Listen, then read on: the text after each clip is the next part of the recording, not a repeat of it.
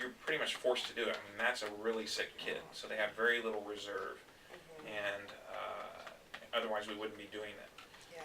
So that they don't have as good an outcome because they're sicker as well. Yeah. So you just want to fatten them up as much as we can. Absolutely. So, and not counting That's too fluid close. weight. So if he's got a belly full of fluid and he's losing all the muscle mass here and his arms are little sticks, then that's not the same as healthy weight, which he's gaining muscle mass and body fat. I mean, you could tell he finally has some, I mean, he was super skinny after the Kasai because Yeah. he was on the liquid diet for 5 days. Yeah. But you can Yeah, tell this is he's good. gotten some fat on He's got him. dimples in his elbows Yeah. now. And his cheeks. Yep. He's got cheeks. Oh, yeah. I ain't doing it. Don't blame me. Yeah, Well, don't we yell gotta at get you Dad. while Daddy holds you, so you can blame him. Uh-huh. Absolutely. So, based on what we know about him right now, I would say let's keep fiddling around with the nutrition a little bit, see if we can get him to grow some more. He's certainly not so sick that I feel we need to rush off and transplant him right now. Now, if and when he gets sicker, a couple things will happen. Number one, his PEL score will go up. So the PEL score is calculated based on his laboratory values, and you can add a factor in there for growth failure. The livers are allocated based on how high that score is. It goes from between 0 and 40, 40 being the highest. If he has a PEL score of 40, he's going to be so sick he's in the hospital, probably in the ICU. Everything I don't is kind of think- failing. How can we prevent that from happening? Well, can I- hopefully we can get him a liver before that. Now, he's a blood type AB, is that Yes. correct? So that is an advantage for him. So he can take any blood type liver. He can take an O, an A, a B, or an AB. Yes. There are not a lot of programs in this country that do children this small.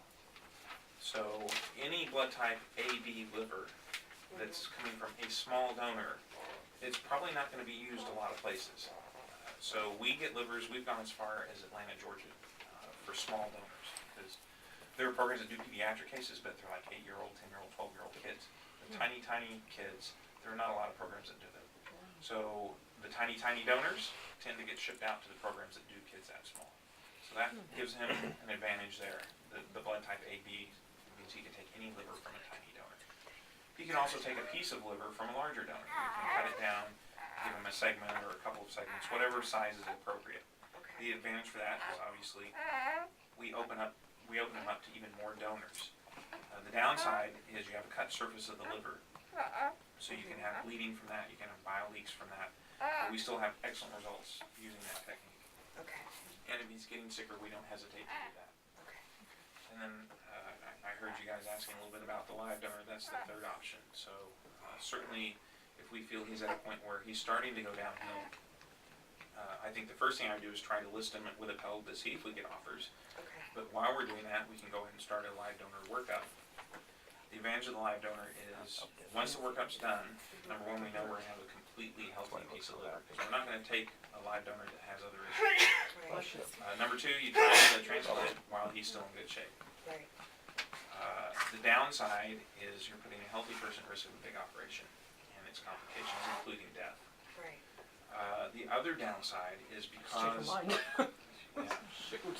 the other downside is because you have to leave all the blood vessels and the bile ducts behind in the donor. You have to reconstruct them in him. So when we cut down a liver from a cadaveric, we can keep the blood vessels, we can keep the bile ducts and use whatever we need to reconstruct it. But in a live donor, you got to leave all that stuff behind. So you're working with tiny little blood vessels and tiny bile ducts to reconstruct. The complication rate goes up. So it's about double what it is with a brain dead donor. Wow. Our results with live donors have been very, very good. I think over the last year we haven't lost a single graft or patient. Over the last 5 years we've lost a couple of grafts. That means the liver didn't work for whatever reason. We had to retransplant the kid. I still don't think we've lost a single kid. One Right. kid, No, one graft. one graft, no kids. So the kid was retransplanted and lost a That graft. is. So, is it faster to do the living donor as opposed to waiting for a deceased donor and waiting for him to get sicker Faster. and go up and down on What happened the before? You're balancing one versus the other. If we transplant him too early when he's still healthy and very small, you actually run the risk of shortening his life if he has a bad complication. Oh gosh, okay. Okay, so that's one of the reasons we use all these scores. I mean, we have to look at each child individually, because we say sometimes these scores don't capture everything. But if we say, you know what, he's doing well, he's gaining weight, he'll be in even better shape to get through a transplant a little bit later, let's wait, then we would wait. If on the other hand, he's not doing well, we've optimized his nutrition, he's losing weight, he's getting fluid here, then we'd probably say, you know what, he's not going to get any better, he's actually going to get sicker. Let's move forward with getting the transplant done. At that point, we would see what his PELD score is and get him listed. And if we get offers, that's great. I think it would be unusual that we're in a situation where we're looking at, we got to get him transplanted within a week or he's going to die. Okay. I think that would be unusual. It happens sometimes, you know, if you were to get a really bad infection, his liver decompensated and just went into all-out failure. But looking at him now, that would be unusual. So what kind of, you know, as a parent and stuff, you know, what kind of precautions can I take to make sure, you know, that he just stays healthy and doesn't get an infection, other than making sure he's not around sick kids and sick Pretty much what you're doing parents? already.